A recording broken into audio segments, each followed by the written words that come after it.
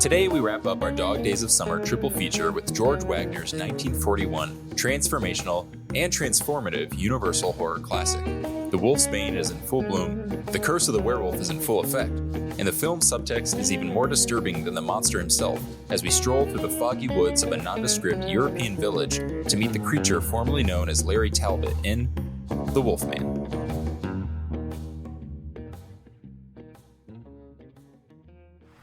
You're listening to How I Met Your Monster, a podcast that explores the introductions to your favorite movie monsters. My name's Zach. I'm Danny. And I'm Casey. And together we dive into the world of horror to find out how filmmakers have introduced us to our favorite monsters time and time again. This is How I Met Your Monster. Box. You opened it. We came. I met him 15 years ago. I was told there was nothing left. Explorers in further regions of experience. Demons to some, angels to others. Call you Meatloaf!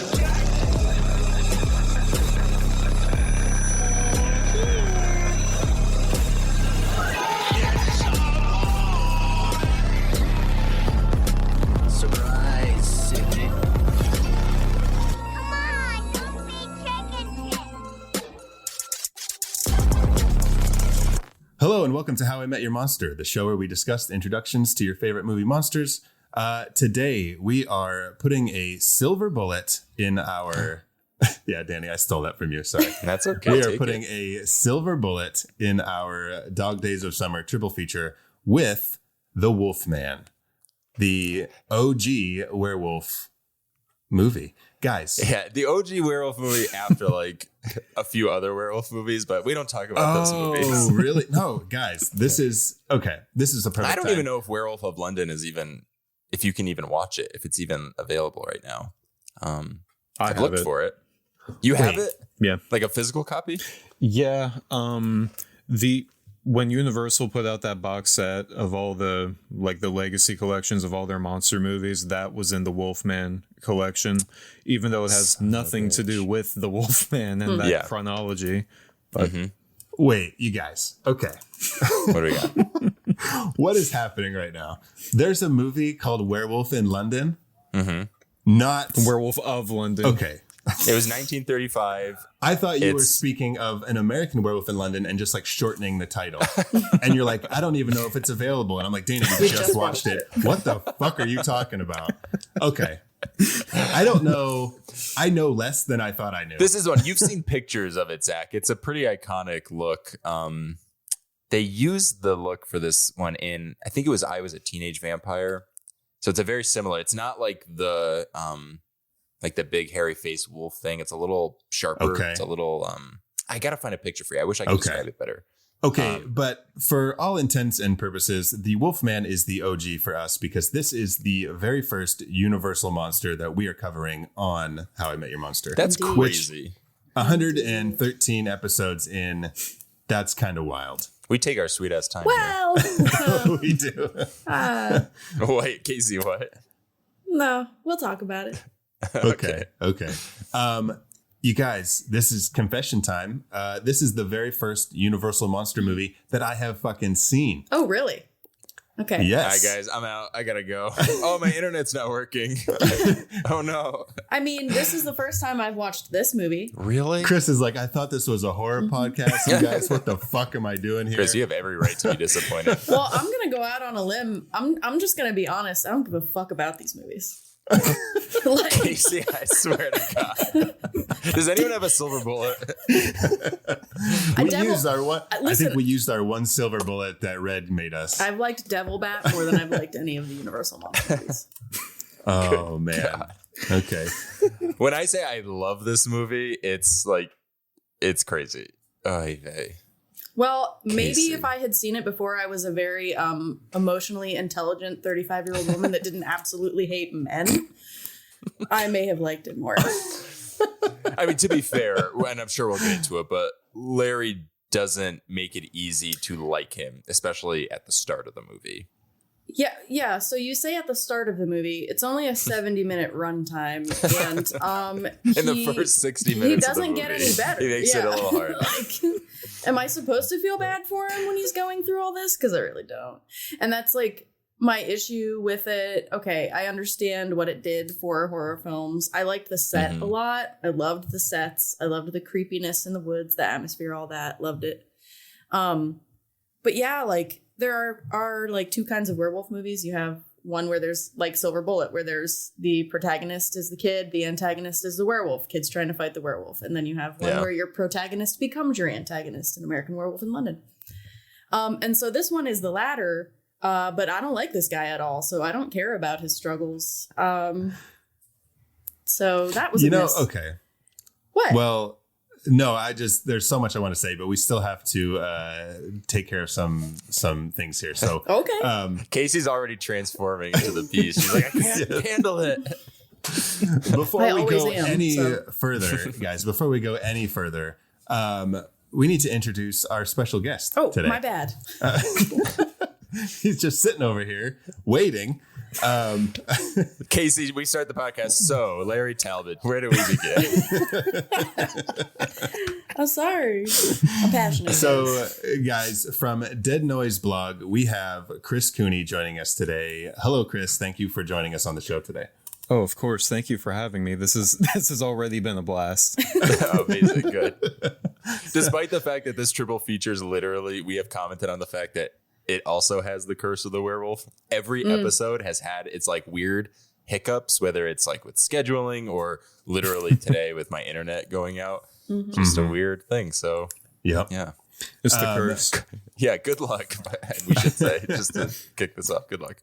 But Chris, tell us a little bit about Dead Noise blog before we get too deep into Larry Talbot's misogyny.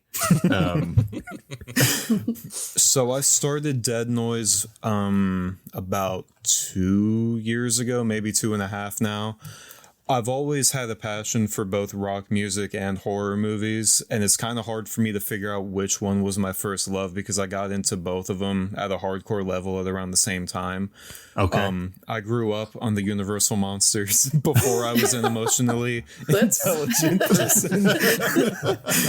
But like I grew up with the Universal monsters and Godzilla, and at the same time I was also getting into, Creed and Blue Oyster Cult and Rush and Iron Maiden and every band under the sun. The fact that the fan bases kind of go hand in hand, I felt like, why would I have to choose one side to cover? Why don't I just bridge the gap and talk about both of them? Because I have an equal expertise, if you want to call it that, expertise. I have an equal knowledge of both things.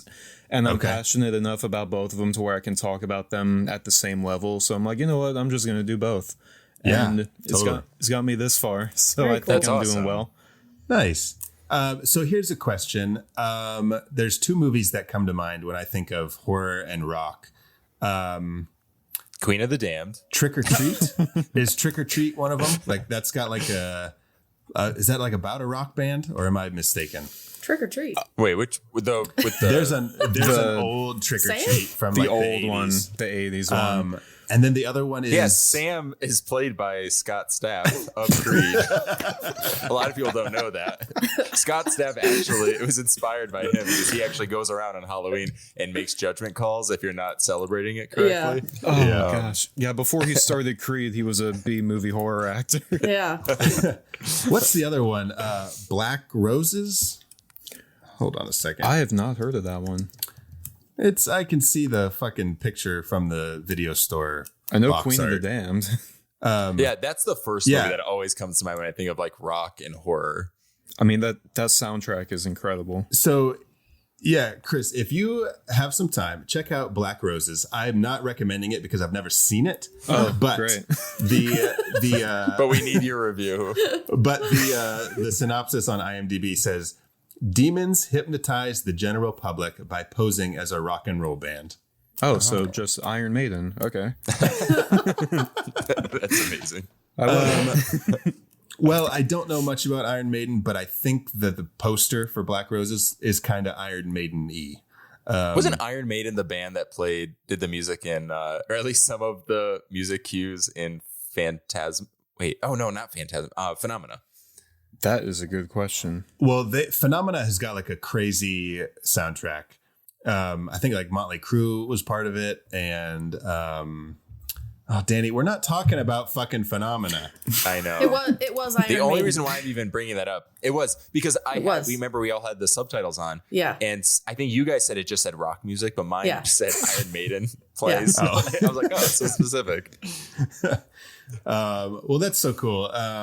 Yeah, like you're right. Rock music and horror just kind of seems to go together.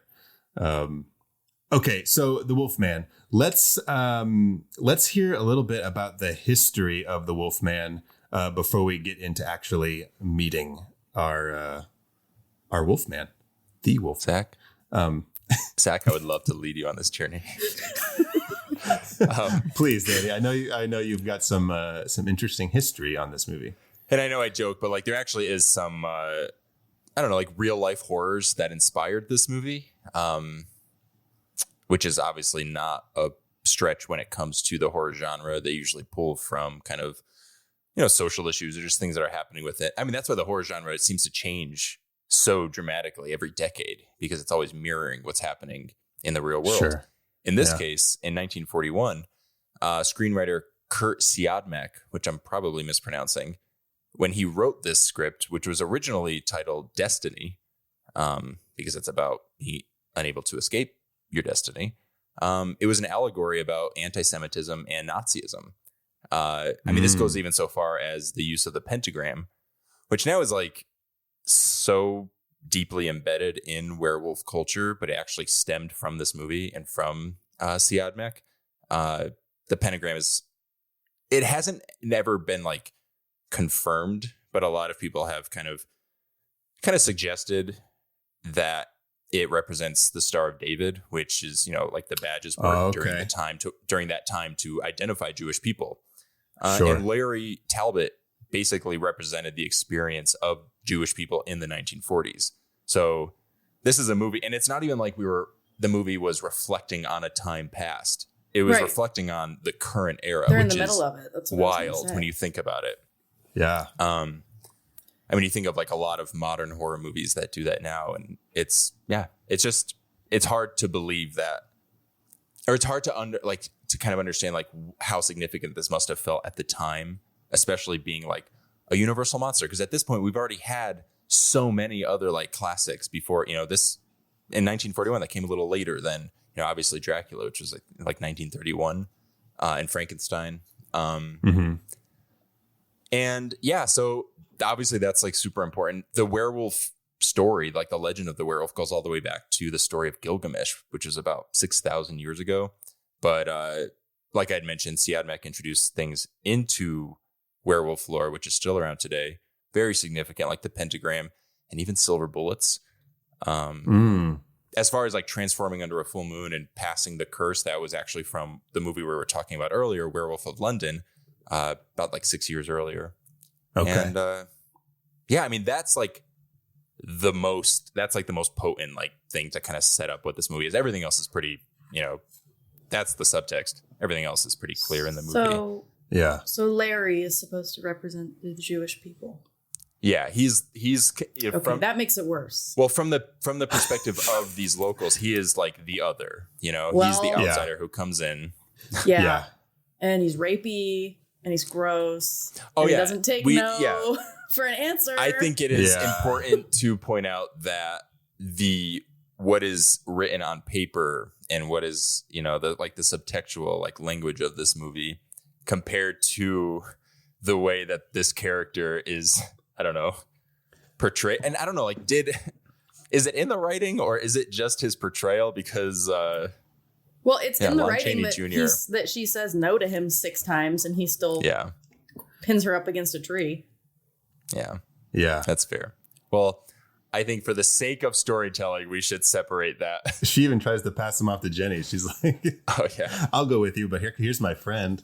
Here's Jenny." Oh, I'm excited to talk about Jenny. She is the least dramatic character ever put on film. Yes, very much so. For sure. As far as contextual stuff goes, I think it's also kind of like the World War II allegories. This came out in December of 1941. And something else happened in December of 1941, and that was, Pearl Harbor. Universal was really hesitant after that happened to release it, but it ended up being the most successful movie of the year or something like that. Wow. And also, as far as the legacy of like the other Universal monsters and the Wolfman's place in that category, what's unique about this movie is that it's also the first.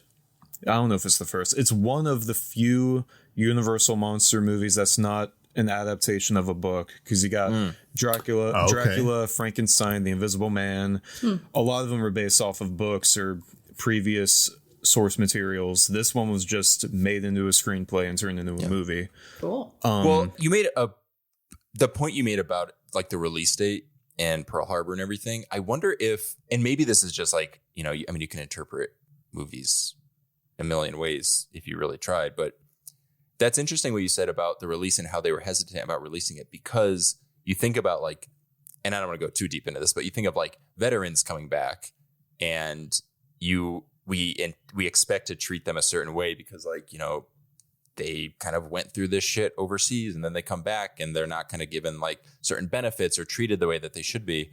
And you literally have this character who maybe he's not coming back from war necessarily, but he is coming home from this like, unfamiliar place, and then immediately is like, we don't, you're the monster in some way or another, like we will condemn you, whether deliberately or just through our own weird, I don't know, biases. And like I don't, like you said, I don't like know too much about this, like this might be inaccurate, but like, were the soldiers back then treated unfairly when they came back, or was that more like Vietnam when people were like, we shouldn't be there? No, it was like World War II. I mean, basically every war that happens, because it's just impossible to handle it.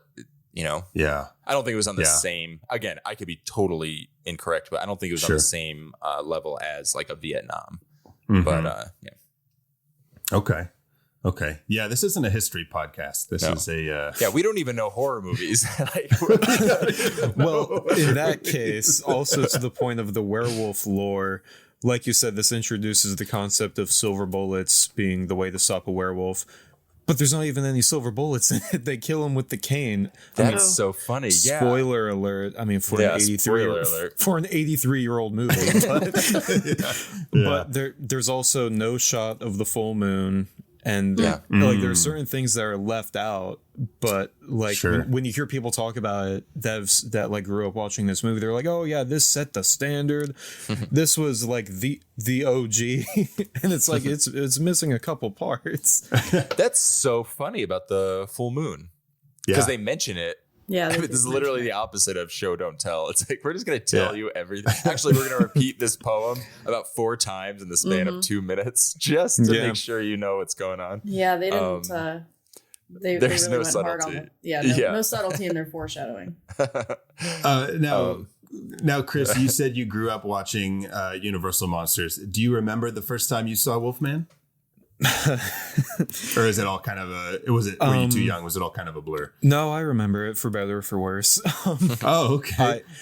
I was... We don't have to talk about it if you don't want to. No. Chris, are you a werewolf? Oh, jeez. It was the night that I was bit by a wolf. I figured I might as well watch the original Wolfman.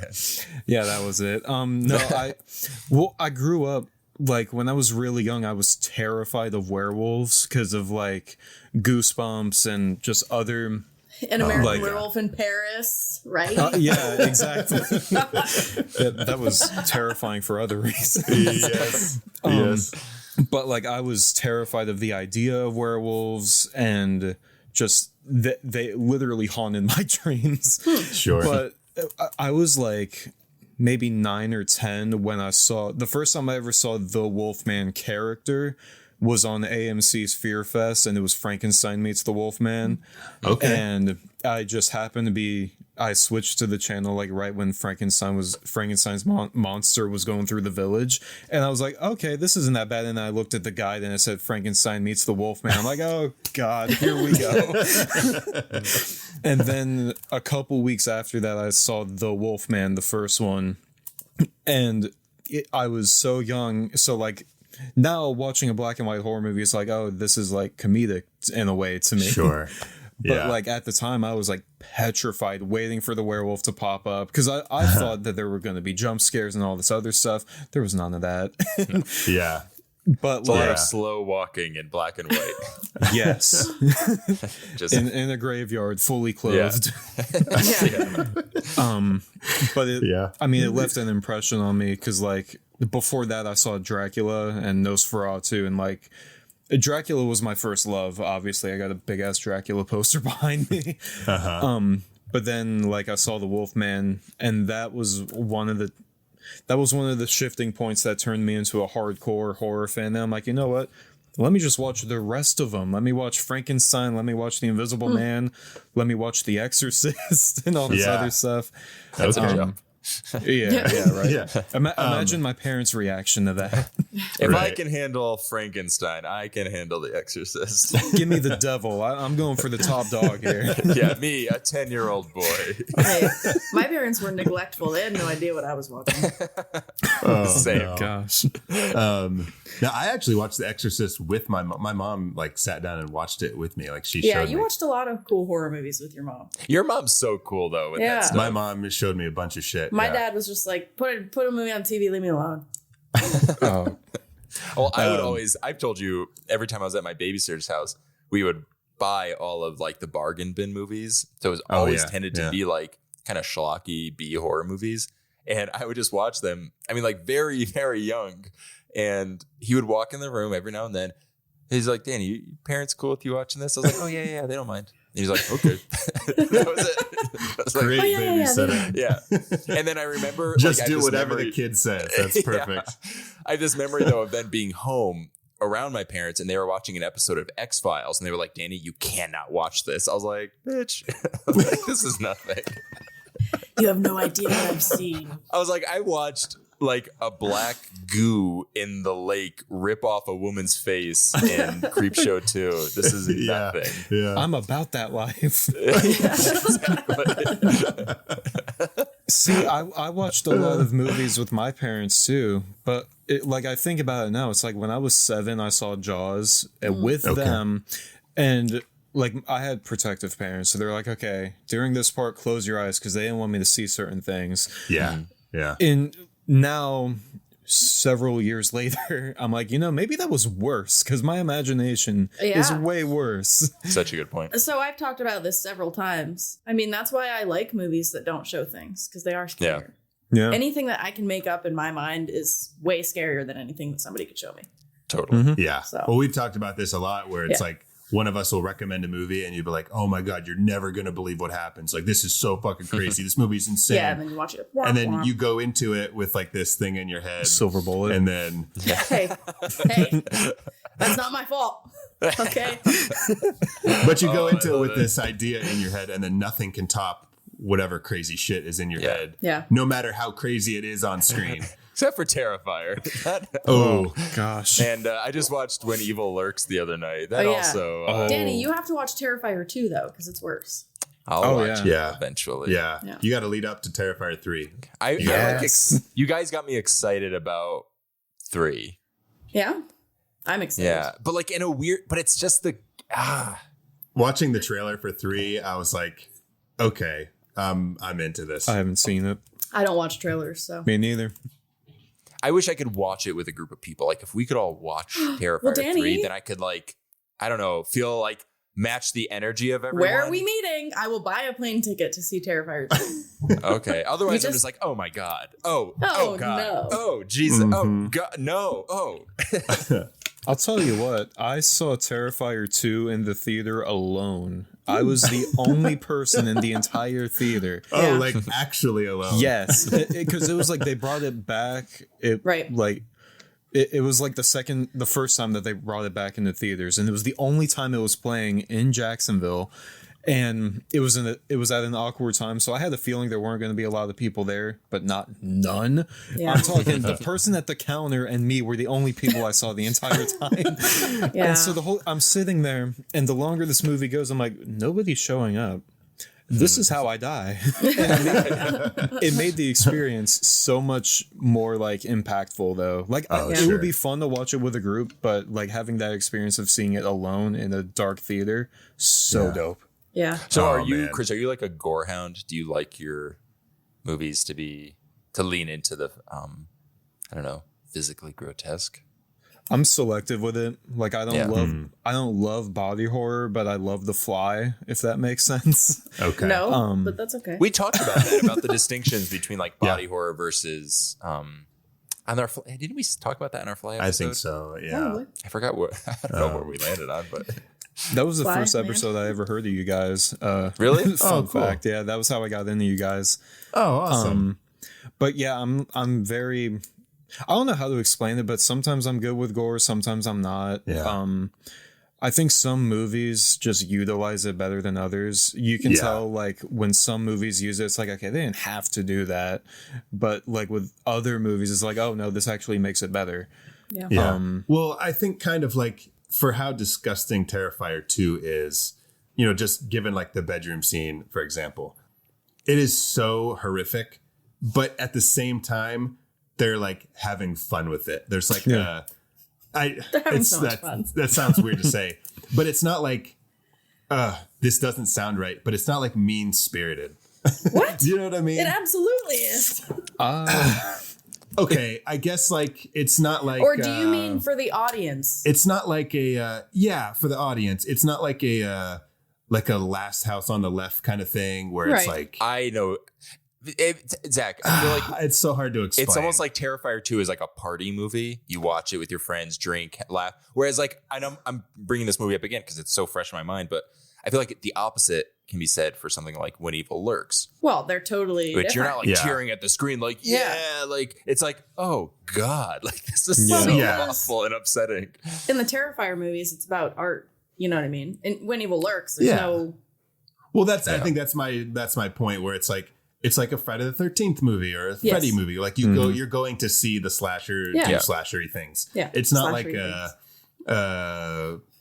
a serious movie and they just like It's like getting on a roller coaster. No, you're I scared, get what you're saying. It's freaky, but it's ultimately fun. Whereas some horror movies are certainly not like roller coasters. They are like watching dark documentaries about how horrible the world can be. Where it's like, okay, here's like Terrifier 2 would be like a fun, disgusting movie. And then like Martyrs would be like oh fuck, this is too much. Still very fun, disgusting movie. It's not fun. There's nothing fun about Martyrs. To each their own. That's what Casey said in the text where I was like, I'm doing the Last Drive-In Joe Bob night marathon. And I was like, movie number 2, When Evil Lurks. And Casey's like, oh, you're going to have so much fun. And I was like, I don't believe that at all. Poor Cody he was like being a trooper and he was like, I'm going to watch this marathon with you. And the whole time I'm like, just don't. I was like, usually I'm like, come on, get off your phone, watch the movie. Yeah. And in this case, I was like, use your phone. Yeah. Do not don't look pay attention whatsoever. I remember showing my parents Hatchet. Oh, wow. At first, that seems like a Terrifier where it's like a fun. Yeah. That's great. Yeah.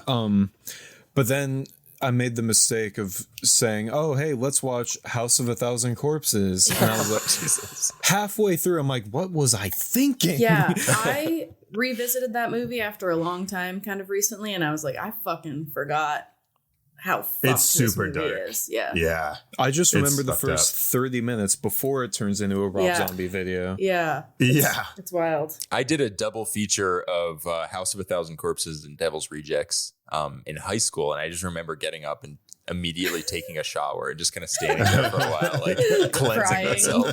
Yeah, crying. Yeah, there was no water pressure. It was just my tears. I was just like flipping up my tears over me to bathe in them. Okay, guys. We're not here talking about fucking Art the Clown. We're not here talking about... talk about gore. Guys, 1941's The Wolfman. Get ready. There's not even any blood in this movie, is there? There's not even a full moon. You know what there is, though? This movie is literally like the original Monster Squad. You've got Lon Chaney Jr. as the Wolfman, Bela Lugosi, obviously Dracula, Claude Rains, who was the Invisible Man, And then just the fact that like Lon Chaney Jr. is the son of Lon Chaney, who, Hunchback of Notre Dame or Notre Dame and Notre Dame. Phantom of the Opera. Yeah, Phantom of the Opera. Yeah. Well, because just so cool. Didn't Lon Chaney Jr. also go on to play like the Mummy as well? He's played all of them. He's played Dracula. He's played Frankenstein's monster. He's played the Mummy. It's always very jarring. Yeah, it's very weird. Yeah, I don't like it. Especially when you watch all of the sequels and everything in chronological order. It's like, this shouldn't make sense. It doesn't make sense, but here we are. But it was the Wolfman was also written with Boris Karloff in mind for the role. Bela Lugosi heavily campaigned to be in the lead role, but obviously it didn't go to him. Yeah. But yeah, it's kind of when you really connect the dots, it's like, yeah, this is Monster Squad, like you said. Mm-hmm. Huh. Interesting. Bela Lugosi gets shafted to like a supporting character and is like, well, if that's the case, you're going to call me Bella. I'm not changing my name. I'm going to have the first, well, I won't spoil it, but yeah, we'll get there. We'll get there. I don't want to spoil our reveals. Yeah. Okay. Well, let's head to Talbot Castle and meet Larry Talbot, Sir John, and... Wait, but in order to get there, should we get into a car in front of a very just like obvious green screen? Well, it's not a green screen. It was when they were driving. Yeah, rear projection. Yeah, rear projection. Yeah. All I could think of when they were driving there, was Young Frankenstein when he says, "It's a werewolf, their wolf, their castle." Stupid. Oh, I love it. He says, "Why are you talking like that?" He's like, "I thought you wanted to talk like that." He said, "I don't want to talk like that." Yeah, suit yourself. I'm easy. Oh, I love it. But yes, we are en route to Talbot Castle. Let's go. Let's meet this monster.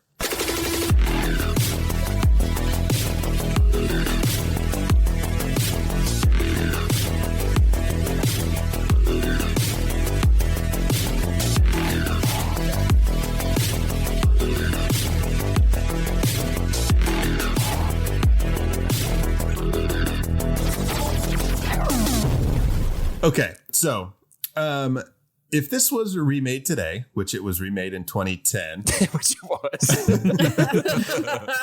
I think that Larry Talbot, well, I don't even know if this guy's still alive. Hold on. We should bring to life this actor. Larry Talbot should be played by David Johansen, who you might know him as the singer for the New York Dolls, but also the cab driver in Scrooged. Yeah, I don't know if he's alive. Who I'm talking about? He's something. He's alive. He's 74.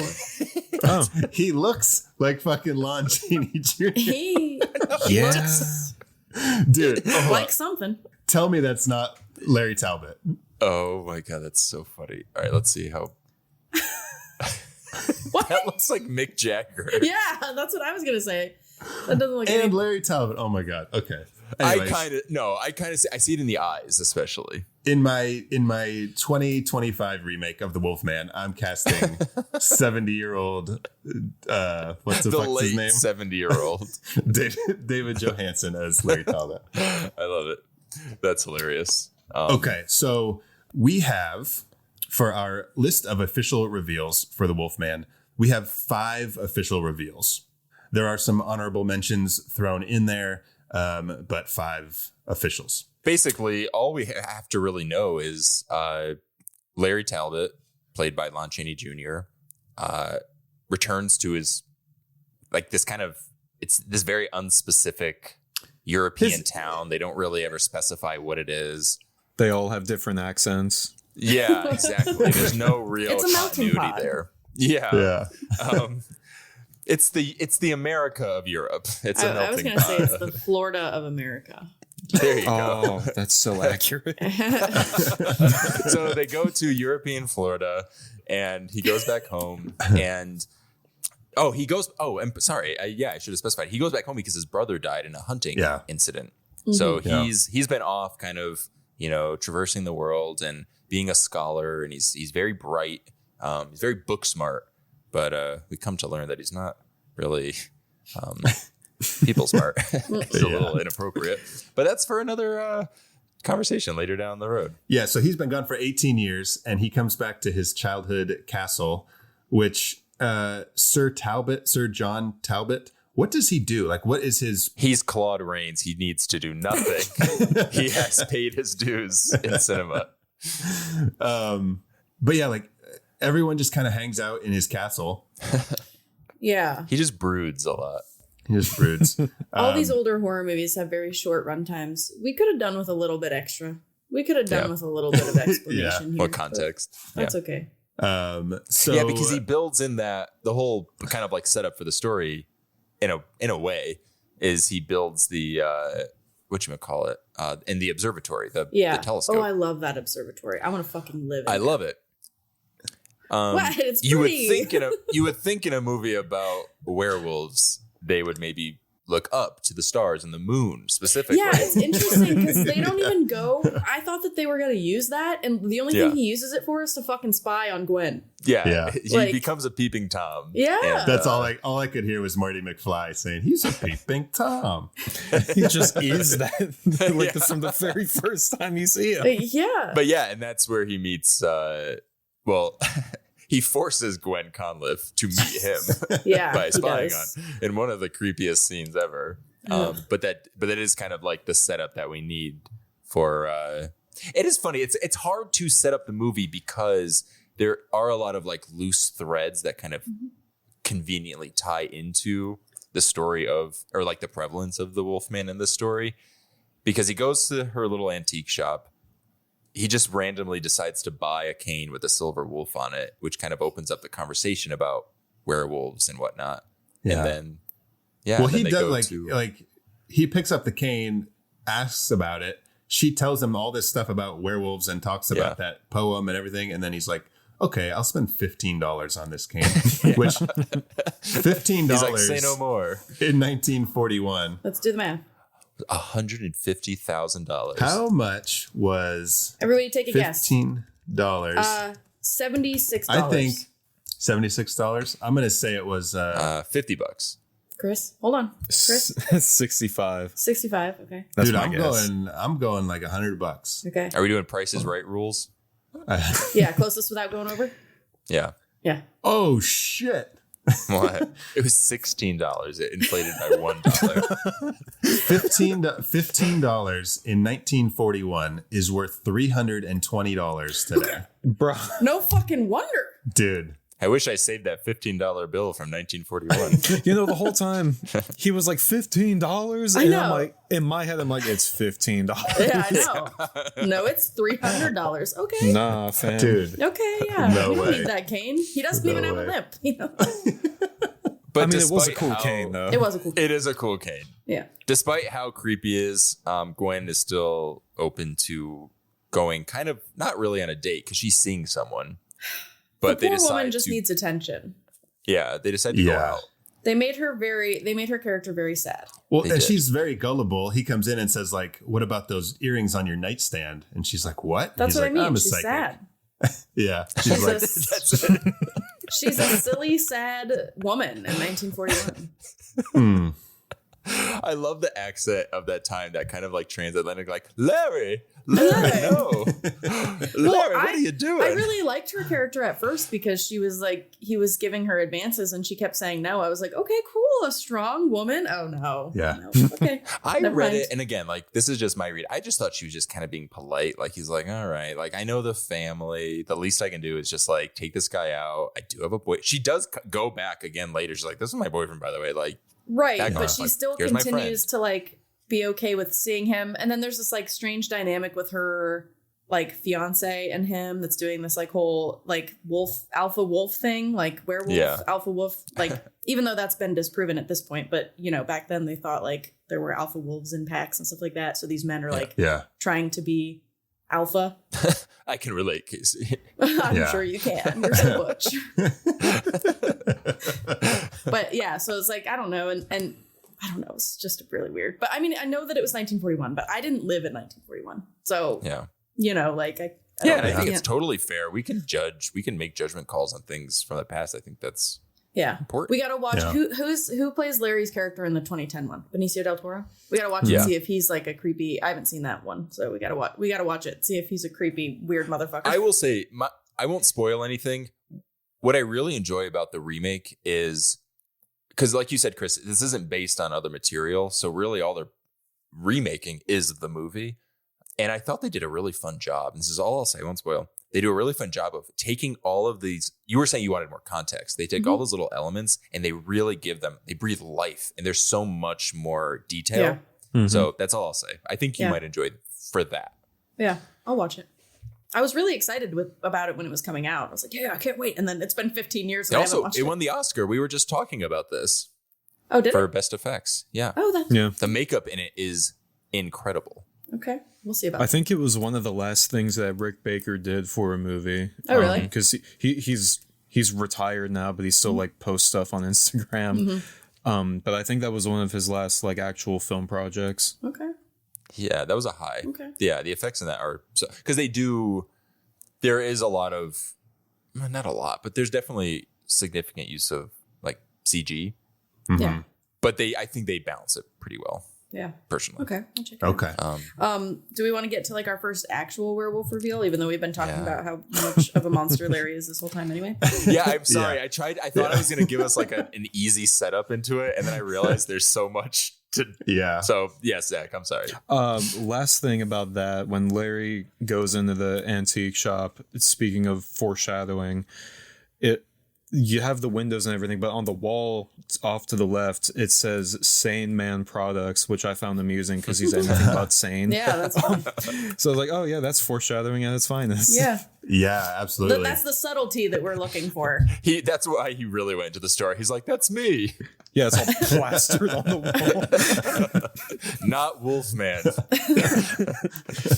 Yeah, That's but so our first reveal comes when Gwen tries to pass Larry off to Jenny. She's like, Jenny's like, oh, you're going out with Larry Talbot? And Gwen's like, yeah, you can have him. Like, let's go.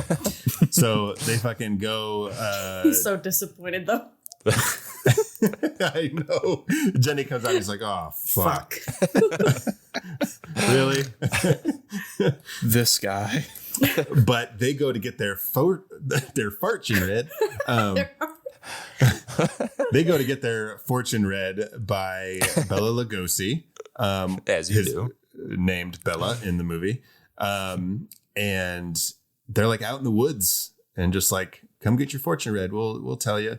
And He's part of Maliva and her band of travelers have come into town to yes. it's basically like the equivalent of like a modern carnival or like traveling circus kind of. Like they have all these like, exotic things that are like very like this community who we'll get to know a little later is not used to such eccentricities.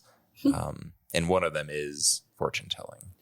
So yeah, Jenny is the first one to get her fortune told, and she like picks a bunch of wolfsbane. Yeah. Wolfsbane, is that the flower that she picks? Which also, I believe, Siadmak introduced into.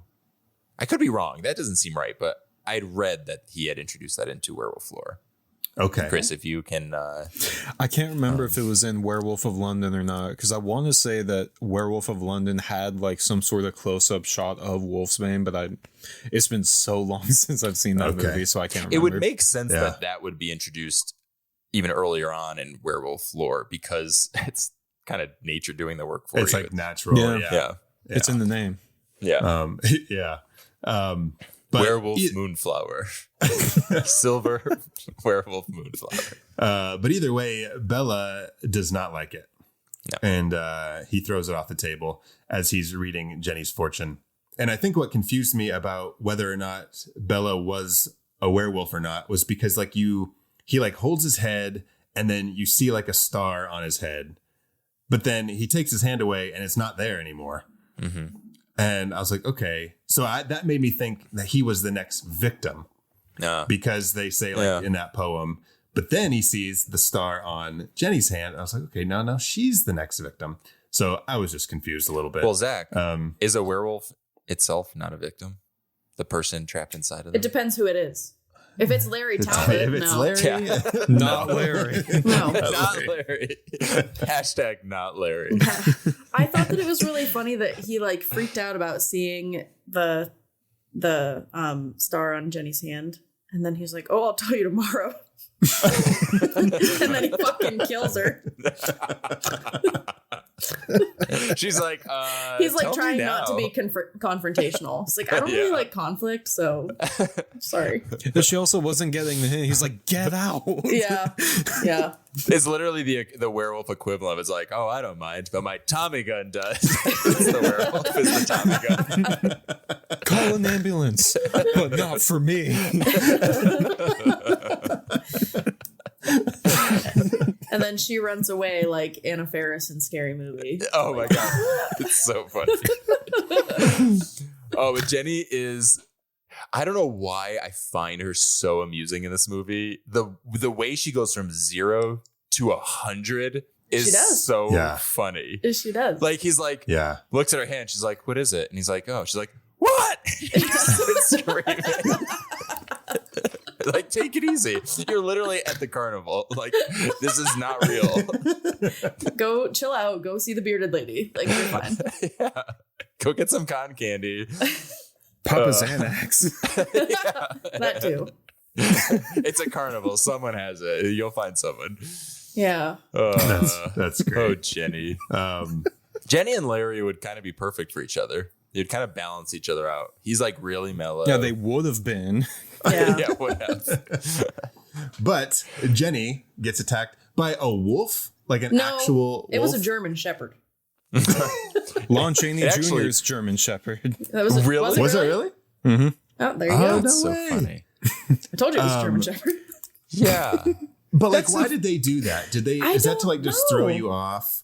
That like, Maybe there For are the budget. different I mean, Yeah. versions. They're like, the easiest thing I think for us to do is just to use a wolf here or use a dog. Okay, here.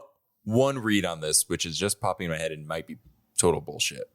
Maybe Bella's character has been had like the curse of the werewolf for like longer, so maybe when he transforms, he's more of a wolf. Yeah. Maybe I mean, because Larry is so fresh, he still kind of has the human.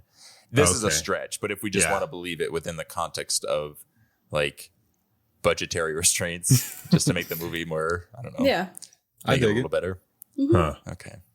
Okay. Or there's that stuff where it's all like, there's a running theme throughout this about like things being in your head and like mass hypnosis where like, you're starting to see things. So like maybe he thought he saw a wolf, but it was. Oh, I like You know that, what I mean? Zach. Yeah, Yeah. that's a really good read. Damn, Yeah. you guys are smart.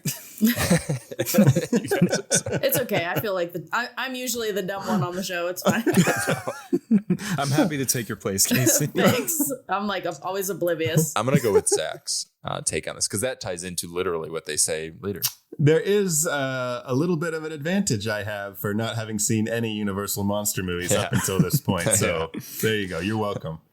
But yeah, that's our first official reveal where Larry sees some kind of wolf attacking Jenny, and then he in turn kills that wolf with his silver cane. Mm-hmm. That is also a wolf. Yeah. And he is also bit by the wolf. And he is also bit by the wolf. A lot of wolf action in this movie. What's It's the almost title? like it's about The Wolf Man. What? Damn it! All connects. Okay, so our next official reveal is the official transformation of Larry Talbot into the Wolfman. Or I like to call it tiptoe through the tulips. Why? Because why is he walking on his fucking tiptoes? Because do you know how wolves walk? Normal? It's more. I think it's supposed to suggest that the bones The are shape. It's Yeah. supposed to mimic the shape of like a wolf's legs. Oh, Yeah. okay. How But they go- nothing else mimics the shape of him, just his feet? Well, what else are they gonna do? I don't Well, know. it was also the easiest thing. I mean, calling it the Wolf Man, like it was the easiest way to put a werewolf in a movie in 1941. totally. And he was fully clothed because they didn't have to. They're like, well, if he's got clothes on. Well, which is another thing that he like apparently changes into the Wolfman and then changes his clothes. And then puts on a flannel and jeans. It's like Batman. He's got his he opens the closet with his Wolfman costume. Yeah. When the transformation starts, he's wearing something completely different from when he's actually fully transformed. Yeah, he like looks in the mirror and he's like, you know what? I'm feeling lumberjack vibes today. Yeah. Before we though, like really get into that reveal, there was an honorable mention before that, where Maliva tells Larry that he's a werewolf, and she gives him the pentagram necklace. Yeah. And she warns him. She says, "Never take it off." And then in the next scene, he takes it off. Well, he's an idiot. We already know that. Damn it, Larry. Larry? Larry, what have you done, Larry? Larry. But you know where they do also play into that is in the movie Wolf with Jack Nicholson. He goes and talks to that guy who knows all about werewolves, and he like gives him the necklace to wear. So I had never seen that. I had never seen that in a werewolf movie until this, which probably started it. Yeah. So what would it have done? Would he not have transformed into a werewolf? Would he just have been fine? Why wasn't Bela wearing some sort of protection? Yeah, why did she get her own son? What's happening? Well, more things that I guess we could have used an explanation for. Maybe they had just like crafted it that night, and she's like, it's dead. Damn it. It's too late. Gotta give it to Shouldn't Larry. have spent so much time making this. I'll give it to Larry. Guess I'll give it to this guy. This fucking guy. Yeah, why wasn't he wearing it? That's so funny. Huh. He was working. Okay. Yeah. He's I mean, I'm busy. He can't wear jewelry on the job. I can't imagine that there hasn't been one person who's been turned into a werewolf who hasn't loved being a fucking werewolf. Yeah. Right? Has there been a movie where there's like a serial killer who becomes a werewolf and like Casey, to your point, like kind of embraces it? Well, they don't have to be a serial killer, but just not. I mean, Larry's not a good person. You'd think he would like doing this shit. I don't know. But you know, within any group of people, werewolves included, there are bad seeds, you know? Larry is one of those people, I think, that thinks he's a good person. I know. Yeah. Yes. You know what I mean? Like, he doesn't realize that what he's doing is shitty. Well, I don't think in 1941 the writers realized that he was shitty either. Yeah. But that was the norm back then. yeah. Totally. And I don't know. Like, I guys have were very to aggressive, like coming at like that was like sweet. That was supposed to be a meat cute. look. He's giving that's how you it was written. he's giving you attention. You should like It's him. romantic. Yeah. Question mark. Yeah, I would love to see a movie where the werewolf just like embrace like some like there are vampire movies where the vampires just love being vampires, sexy vampires, gonna suck some blood, you know. Well, Reverend Lowe in Silver Bullet seemed to take pride in the people he killed, but you hated that movie, so That's a great Well, point. that's because he was trying to be Dexter. I don't know. that's fair. He thought that he was a martyr, so Yeah. Well, he was a priest, so yeah. What did I say? Okay, yeah, so that I'm was, sorry. I threw off the second monster reveal. no, that was a good honorable mention to throw in there. Thank you. So yeah, our second official reveal is the transformation, which, you know, we had just talked about an American Werewolf in London on our last episode, which is definitely a different take on the werewolf transformation. Well, back then, you know, no, 40 I know. years apart. Yeah, no, I get it. I understand. They had the technology, and Rick Baker was willing to do it. And they were like, "What if we did stop What if motion we just hair instead?" let's just throw the kitchen sink at this scene. Yeah. I mean, it was fine. It worked, you know. I wish they would have done it. Well, they did it like when he was coming out of it with his his face and stuff. Yeah, you know when what I you mean? first see him, they just show his feet and his legs. Yeah. That's all I need. Quentin Tarantino's like, it's a perfect transformation. I was gonna say, love feet. I'd love to suck on those werewolf toes. This is cinema. But like running through the foggy woods is great because just from like a filmmaking standpoint, like, you know, that was all shot on a soundstage. And so it just makes it that much cooler. That was in an indistinct country. That was in the Florida of Europe. I don't know what you're talking about, Zach. It just makes it that much cooler to me. I don't know that like they just like built this whole like forest on a soundstage and it's pretty cool. Yeah. That's, I think, what's so, that's one of my favorite parts of the Universal monster era is just the atmosphere. Yeah. You know, Spooky. I mean, when you think of those, what's the first, I mean, obviously, aside from the monsters themselves, is you think of like Dracula's castle, the windmill the and set dressings are Frankenstein. so cool. Oh, it's so gorgeous. Yeah. What I also like about those is that I like when you can like kind of see the imperfections in the movie. So like you can hear the echoes from the soundstage. Oh yeah. I love that. Yeah, I noticed when they were like, there was like, I think it's later in the movie when they're hunting him and like somebody yells off screen and like it sounds like they're rolling. Do it again. Well, we've talked before too about like, newer movies doing what they could with what they had. You know what I mean? And so it's just the same thing. It was just so long ago.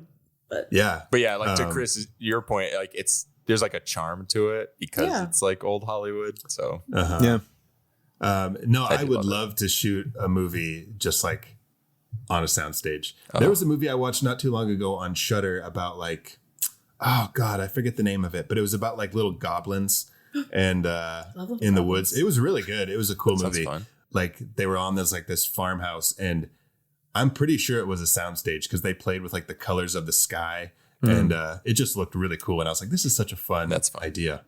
Unwelcome? Yes, that's the one. Okay. Unwelcome. Okay. Anyways, so Larry Talbot is now the Wolfman, and he is peeking behind trees snarling and creeping about. He breaks the fourth wall. He does.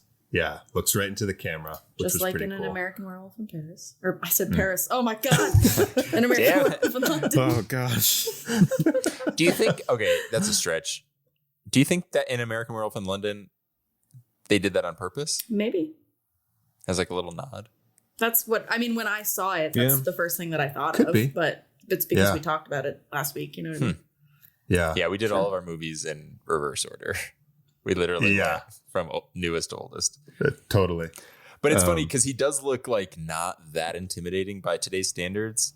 But then later when you find out that he kills the gravedigger and they talk about how he severed his, they're like, severed his jugular. It's like, oh, Jesus. Yeah. Just imagining this like kind of innocent looking monster just going on ripping people's throats out. Yeah.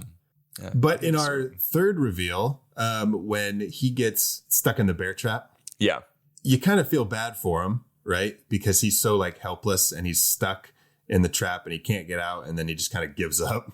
And then he's doing like this fucking like the lip thing. Cartoon snoring. Like,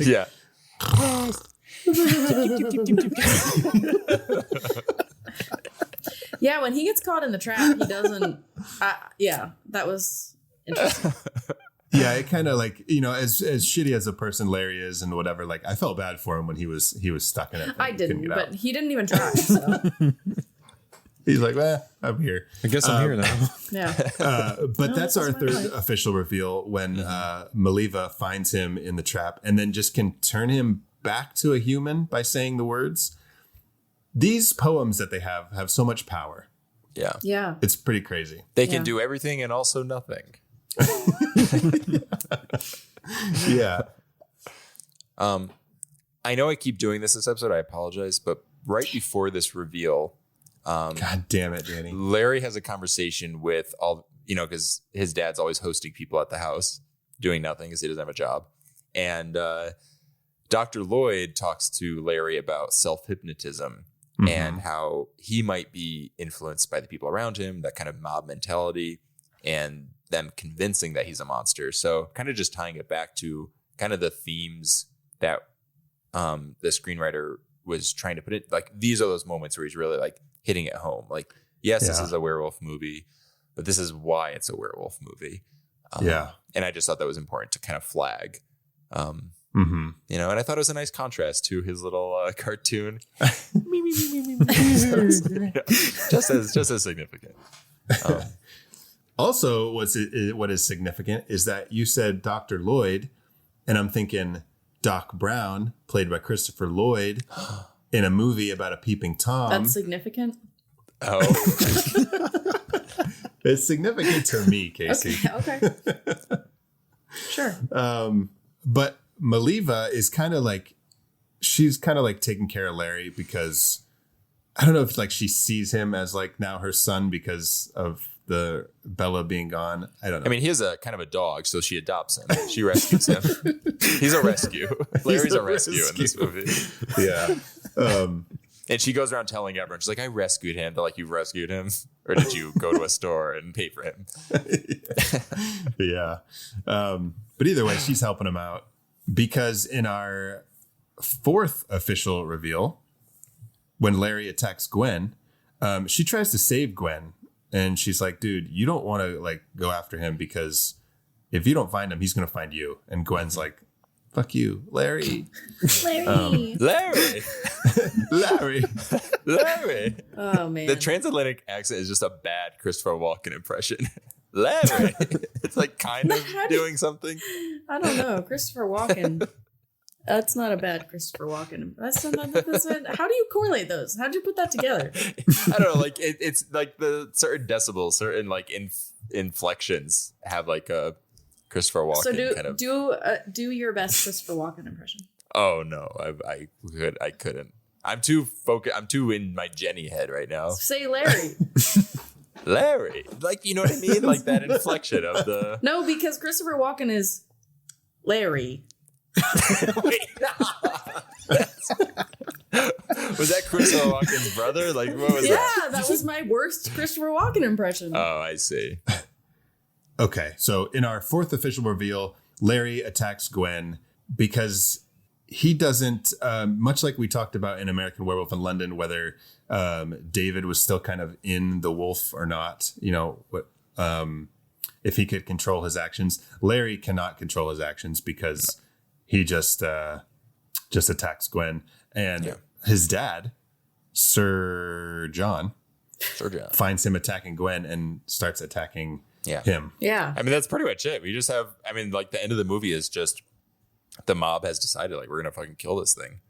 And despite everyone trying to, well, not everyone, but Maliva and Sir John trying to help him, it's no use. You know, like I said, like the original title of this movie was Destiny. One way or another, Larry was going to meet his doom, or his destiny.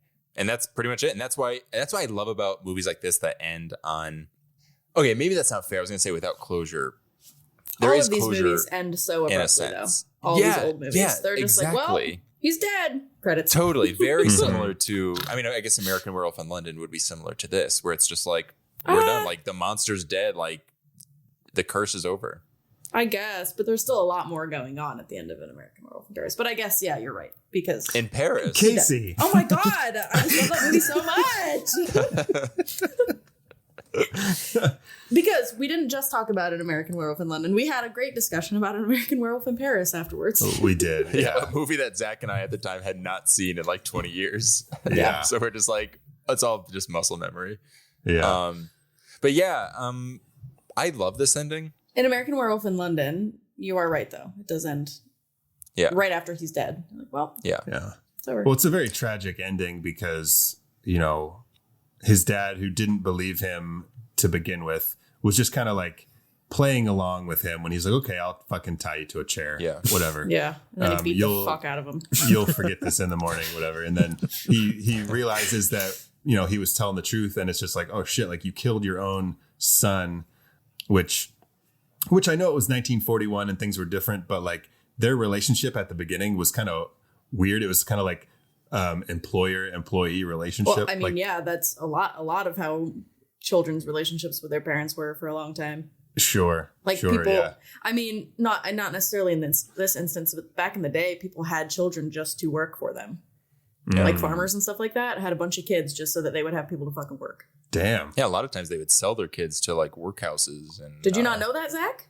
No. You did? Yeah. But now I'm wondering why we don't do that now. Oh, shut the fuck up. Oh my God. Just kidding. Okay. I'm going to put Indy to work when she gets home. It's about time. I think what's also, I mean, obviously it's super tragic that his father kills him, but it's worse because it leans into that idea of that mob mentality in one way or another got to the father, that idea of self-hypnosis. You know, you're told something so many times that you start to, even if subconsciously, you start to believe it's true. Well, his son was a werewolf. No, totally. It's just, I mean, he fucking killed him because he was a werewolf.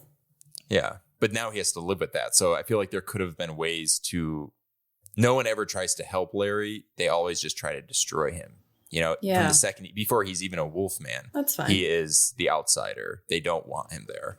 Well, they he's also not- don't he is even sort of believe doomed. him when he says that like he thinks that he's a werewolf because he got bitten by one. They're like, "Oh, shut up, that didn't Well, happen." yeah, and it's funny he still though, warns because them exactly. because that whole town is talking about werewolves as if they know that they exist. But then when someone's like, "I'm pretty sure I'm a werewolf," and they're like, "It's poppycock." Casey, are you from 1941? Yes, Larry. But no, just going back to like the whole like the theme of this movie and like why Siadmek wrote it in the first place was that the dad, I think, is just kind of supposed to represent society in general, like in the, like the big picture outside of this movie, even when it's like obviously his closest family. And in killing him and like who the father represents, he's kind of reinforcing the systemic persecutions and all the prejudices and everything, because it just shows that God, it can even go that deep to like, obviously this is like a fantastical take on it, but like even your family can outcast you, can become, your own destruction. And it just showed like how horrific it was, specifically in that time period. Yeah. In like the early 40s. I'm sure there were instances where people had to fight for themselves over their family. Totally. Yeah. So, yeah, fun werewolf movie, but also So much fun. when you know the history of it, it just kind of like, I don't know, like there's sometimes you ever like watch a movie and you don't know why it's hitting you so much or why it's sticking with you. And then you kind of like dig deep into it. And then you realize there actually was a lot of like deliberate conscious thought put into like what the story was trying to say outside of it, like thematically. Yeah. And you're like, Yeah. oh, God damn it. Like just good storytelling always works. Yeah. Always makes it Yeah. work. I mean, I still don't really get any of that from this movie, to be quite That's frank. Casey. Nice. All right, I'm real just monsters. being honest. Yeah. That's fine. Take But I those think two. that how poorly his character was written, No. I can't buy Yeah. into any of that Yeah. because he's fucking stupid. No, that's a fair point because he is. It's hard to sympathize with him because he is being a creep. Yeah. You know. Yeah. But is that because of the times? Was he not supposed to be a creep? It's so Yeah, tough. I'm sure it was, but again, I can't speak on that. Yeah. Would it have been different if I were watching this movie in the 40s? Sure. Totally. But No, that's a good point. Wow, I went from loving this movie and thinking it's one of the greatest to fuck this movie. not fuck this movie. pile of shit. Fuck I'm just kidding. Larry. Yeah. Yeah. Yeah, Danny, that we love to change your mind on movies on this show. We do. Usually It's if you great. go into a movie not caring about it, you usually end up being like, oh, that was good. And now it's the other way around. Now it's You're the like, fuck opposite. this movie. Yeah. Sorry. I'm gonna find my DVD copy of this and bury it. I'm gonna burn it first and then bury it. Well, I like this movie. I know, yeah. By the way, Jake, big jokes. I love this movie. I'm not trying to change anybody's mind. I'm just, this is the first time I've watched it. Like I said, if I would have watched this growing up, I'm sure it would have been completely different too. But Yeah. But that's the Wolfman, you guys. Yeah. That is We're like all the spin-offs, like Frankenstein meets the Wolfman, Abbott and Costello. Now How I Met Your Monster meets the Wolfman. yeah. It's official. Yeah, for which canon. Chris, you had mentioned that you saw Frankenstein meets the Wolfman first before this. That movie only came out 2 years after this. And it has a shot of the full moon. This one does. they realized they cut this one and they're like, shit. They're like, Shit, we got to make another one real They're quick. like, oh, we forgot. the moon. By the way, if you are listening and you are looking for gateway horror movies for your kids and you want to get them into werewolves, but they're really young, American Werewolf in Paris. Alvin and the Chipmunks Meet the Wolfman is a great gateway horror. If you like Alvin and the Chipmunks. Alvin and the Chipmunks. I mean, it is what it is. There's no, it's. Is it a silly cartoon? Cartoon. Oh yeah, it's a cartoon. It's a cartoon. But when they lean into the Wolfman lore, you can tell that whoever wrote it really loves the Wolfman. Oh. Okay. Yeah. But yeah, Sure. kids movie, but I love spooky cartoons. Yeah. yeah, it's fun. Yeah, because, I just showed my 8-year-old the Monster Squad because I was like, oh, that's a perfect gateway movie. But there's a lot of problems with that movie in today's society. Like, I still love it. Like, it's super fun. The fun elements outweigh the negative elements, but there's some things in there that they say things and I'm like, oh my God, you shouldn't be watching this. Yeah. Or when you see Dracula's half man, half bat penis, just this little nub just like sticking out, but he's got a stake through his chest. So, you know what's funny? That actually reminds me of in The Wolfman. I thought it was really funny when he was like starting to transition, like when he was doing the first transformation. He looked down at the first thing he did was look down at his fucking crotch. Like, what's going on? He's like, oh, yeah. What's going on? I just trimmed these this morning. What's going on? Gwen's gonna be so mad at me.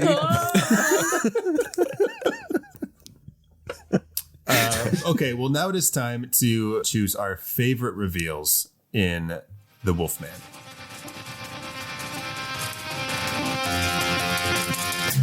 What's going on here? I don't see anything anywhere. That's how they get you. They're under the goddamn ground.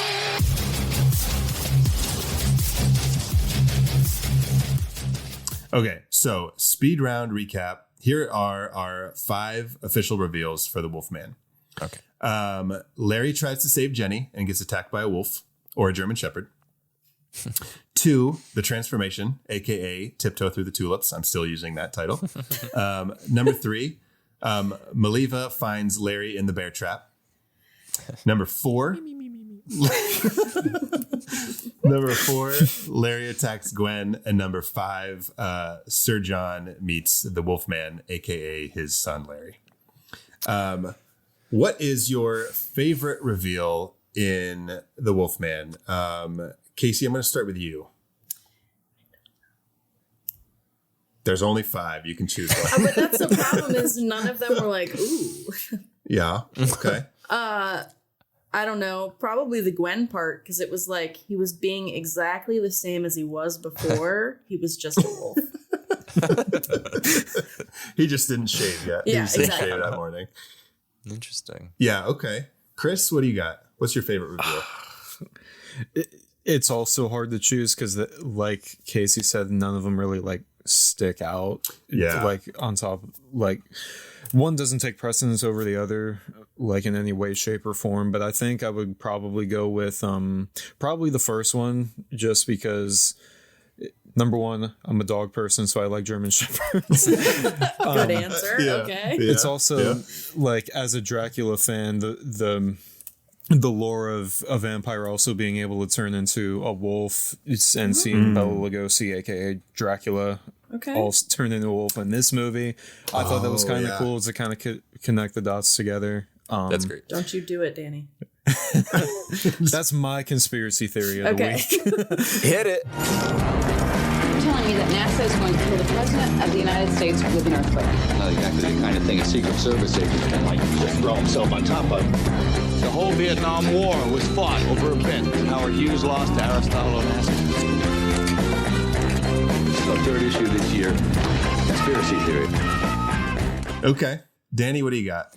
My favorite was the last one when Sir John meets the Wolfman, because there's just so much to kind of unpack from that, which we were just kind of discussing, and it's so sad and it's so fucked up, and then just the visual of Claude Rains just like with this giant thing just like beating a werewolf is just iconic. So yeah, that's my favorite. Yeah, I'm going with that one too. The final official reveal, the Sir John meets Larry the Wolfman, because the transformation, I want to say, is the go-to because it's like him turning into the Wolfman. But it's kind of, it is what it is for the times. But yeah, just the emotional weight of that last one where like Sir John realizes it's his son, and just it was heavy. Pretty cool. Yeah. Okay. Oh, I cool. want that cane so bad, you guys. Same. Get it. God. So I need maybe it. I will. Casey can make some. Casey, you're a good Case. I could sculptor. make it. I could easily make that. $350 online. Pfft. I know. That's only That was $15 in 1941.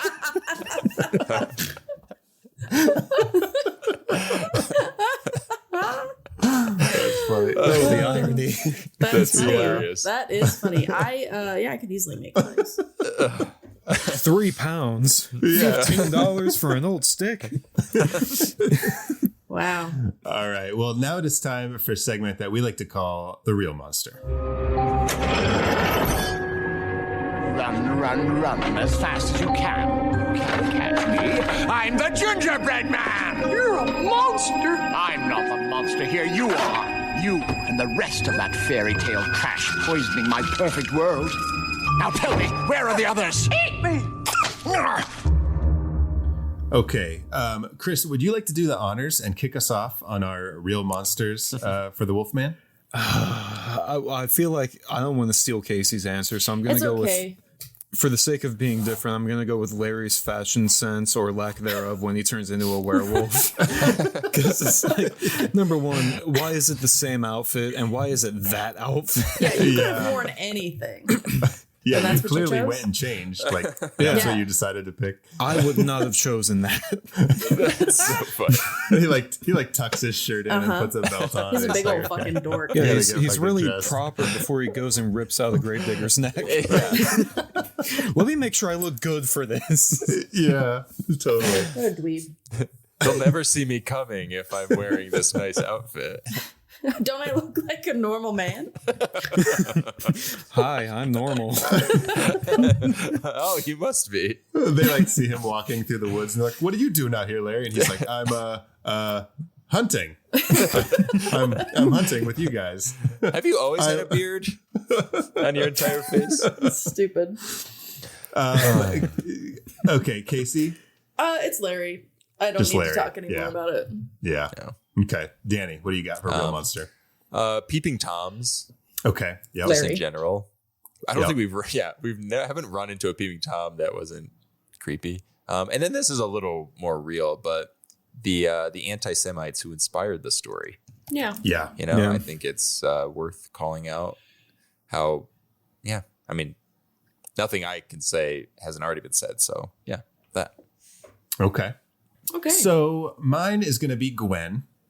For only offering Larry a penny for that pendant. She's like, I can't accept a gift without giving something in return. So Larry, I'm all out of nickels. Take this penny, please. I have a penny. And since we're talking about inflation and all that, a penny in 1941 is worth 22 cents in 2024. I'm just short a quarter, Larry. But I really want that. But okay, now it is time for our final segment. Would you survive? Larry Talbot in The Wolfman. And here we go. I want to say yes, just because it's like, in today's Wolfman standards and like werewolf standards, it's kind of like, fuck, I wouldn't survive a werewolf. But like 1941's Wolfman. I mean, that grave digger like probably had a shovel. Could have just fucking hit him over that. And like based on the way that Larry got stuck in the bear trap and then couldn't get out, like if you hit him with a shovel, I think you'd be okay. You'd take a little. You just say no. No. No. Bad Larry. I would be if I was in the context of this movie, I would be happily taking nighttime walks in those foggy woods all the time. So no, I would die. Okay. Because I would just be like putting myself out there just to be killed. I'm like, wow, look at the atmosphere here. Chris, would you survive Larry Talbot?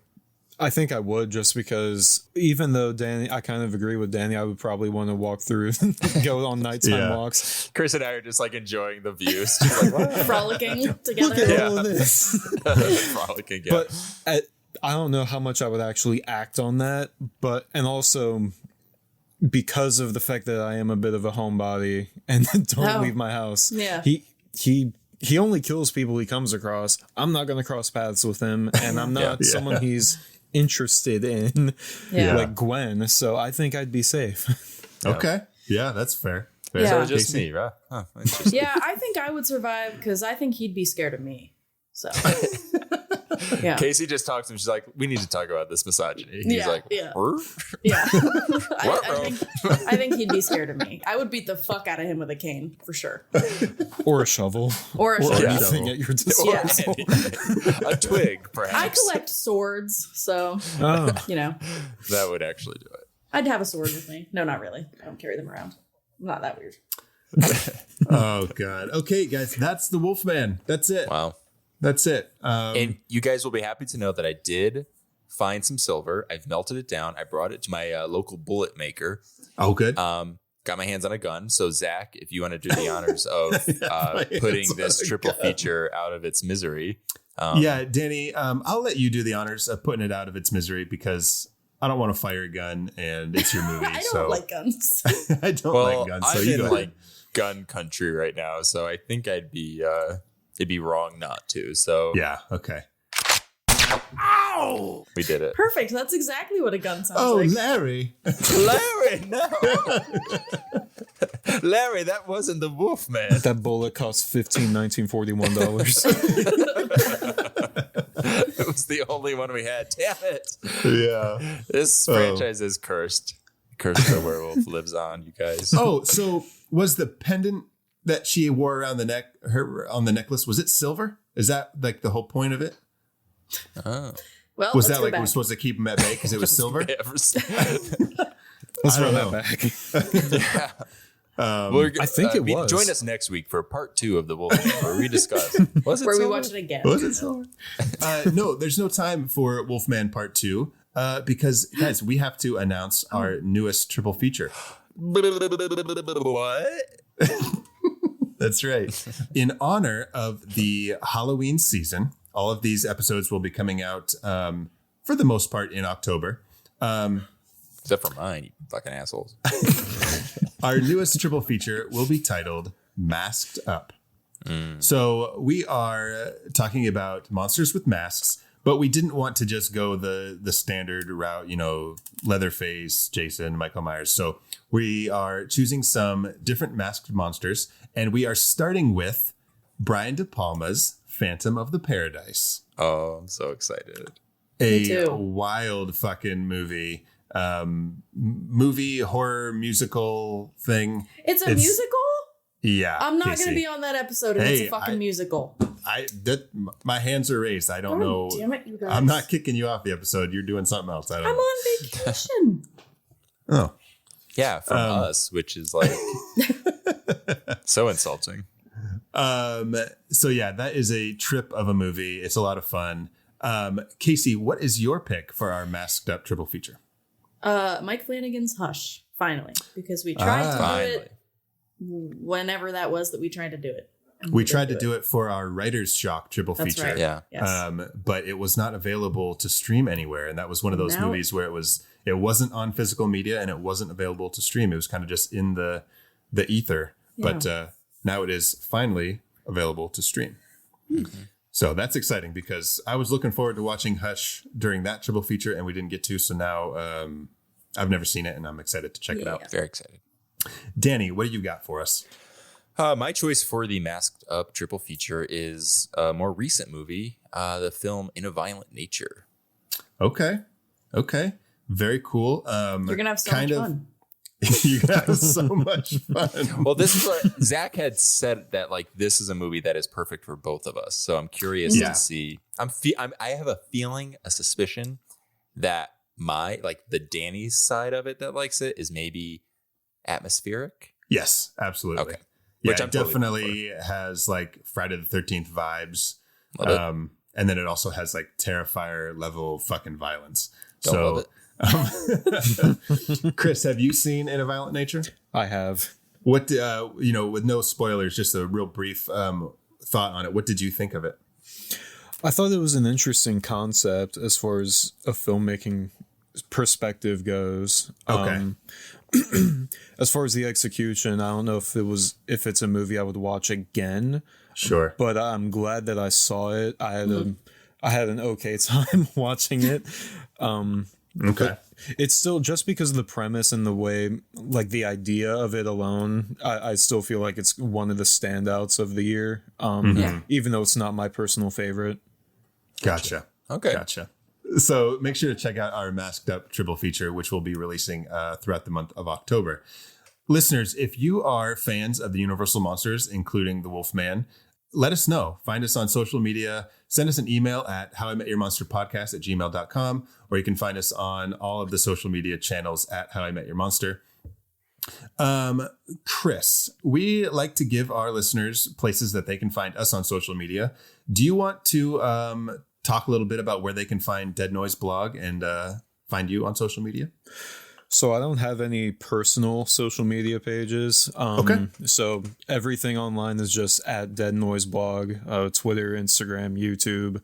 My blog goes through Substack and it's just Dead Noise. Cool. I try to be consistent. Yeah, absolutely. But yeah, I've got some fun things in the works for the rest of the year. I don't want to say anything right now just in case it doesn't end up working out, but Sure. I've got ideas.